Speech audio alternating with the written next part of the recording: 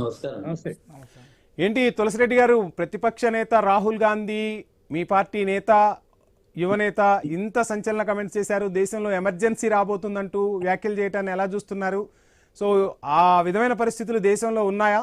ఎందుకు రాహుల్ ఇప్పుడు ఆ వ్యాఖ్యలు చేయాల్సి వచ్చింది? దేశ ప్రజలకు భరోసా నింపే ప్రయత్నం చేయాలి కానీ ఓ ప్రతిపక్ష నేత ఇలాంటి మాటలు మాట్లాడటం ఎంతవరకు సమంజసమని కూడా అటు భారతీయ జనతా పార్టీ నుంచి కౌంటర్ అటాక్ జరుగుతుంది. ఎలా చూస్తున్నారు రాహుల్ వ్యాఖ్యలు? ఇప్పుడు రాహుల్ గాంధీ గారు చేసిన వ్యాఖ్యలు ప్రధానంగా 4 అంశాలు. ఒకటేమి, దేశంలో ఆర్థిక సునామీ రాబోతా ఉంది, ఇప్పటికే స్టార్ట్ అయింది, అది ఇంకా అప్రతితంగా కొనసాగుతుంది అనేది ఒకటి. రెండవది, వ్యవస్థల్లో తిరుగుబాటు వచ్చే అవకాశం ఉంది, అది రెండవది. మూడవ పాయింట్, మరో ఏడాది లోపు ప్రభుత్వం పడిపోవచ్చు. నాలుగవది, మోడీ అమిత్ షా కలిసి ఎమర్జెన్సీ విధించవచ్చు. ఇది సీక్వెన్స్ ఆఫ్ ద ఈవెంట్స్, వ్యాఖ్యలు.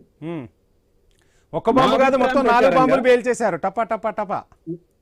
దీంట్లో మోడీ ప్రభుత్వం పడిపోవాలని మేము కోరుకోవడంలా, ఎమర్జెన్సీ రావాలని కోరుకోవడంలా, కానీ వచ్చే పరిస్థితులు ఉన్నాయని కాషన్ ఇస్తున్నాం, వార్నింగ్ ఇస్తున్నాం, హెచ్చరిక చేస్తున్నాం.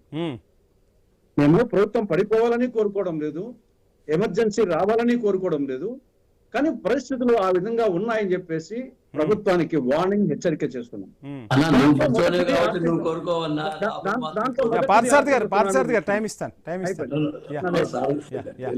దాంట్లో మొదటిది ఆర్థిక సునామీని తీసుకున్నాం. ఇది 100కి 150% కరెక్టే కదా. ఒంటింట్లో ఏ మహిళను అడిగినా చెప్తుంది ఆర్థిక సునామీ ఉందా దేశంలో లేదా అని. ఒంటింట్లో ఏ మహిళను అడిగినా, అటు నూనెలు కానీ, ఇటు పప్పు దినుసులు కానీ, లేకుంటే ఆకుకూరలు కానీ, కాయగూరలు కానీ, కాఫీ పొడి కానీ, టీ పొడి కానీ, ఏ ఇంట్లోకి పోయినా, ఏ వంట చేసే గృహిణి అడిగినా కానీ ఆర్థిక సునామీ వచ్చిందా రాదని చెప్తుంది. ఇప్పటికే స్టార్ట్ అయ్యింది, ఇప్పటికే ఉడికిపోతున్నారు వచ్చేసి.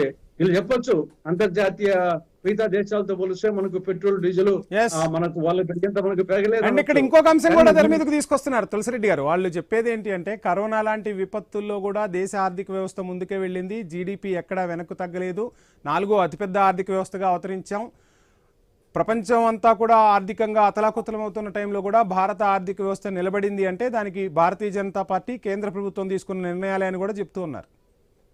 ఇప్పుడు ఇందిరాగాంధీ గారి ఎమర్జెన్సీ ఎప్పుడు పెట్టారు? 1975 జూన్ 25. అంతకుముందు ఆవిడ పరిస్థితి ఏమిటి? మోడీ గారి కంటే చాలా చాలా బెటర్ పరిస్థితుల్లో ఉంది. ఈయన 12 సంవత్సరాలు పరిపాలిస్తా ఉండొచ్చు, కానీ ఆవిడ కూడా 1966 నుండి 1975 ఎమర్జెన్సీ విధించే వరకు 9 సంవత్సరాల పాటు అప్రతిఘటంగా పరిపాలించింది. 1971 ఎన్నికల్లో 518 సీట్లకు గాను 352 లోక్సభ స్థానాలు వచ్చాయి. వీళ్ళకన్నా 543కి వీళ్ళకి వచ్చింది 240నే. ఆవిడ 518కి 352 సీట్లు వచ్చినాయి 1971 ఎన్నికల్లో. తర్వాత బంగ్లాదేశ్ యుద్ధంలో అపర కాలిక అని చెప్పేసి వాజ్పేయి గారే పొగిడే స్థాయికి పోయింది. కాబట్టి ఈ రోజు మోడీ ఉన్న పరిస్థితి కంటే ఆ రోజు ఎమర్జెన్సీ విధించే దానికి ముందు ఇందిరాగాంధీ పరిస్థితి చాలా చాలా బెటర్ గా ఉండేది, ఎక్కడనో ఉండేది. కానీ పరిస్థితులు వచ్చేసి ఒక్కసారి గ్రాడ్యువల్ గా తలకిందులైతే వచ్చాయి.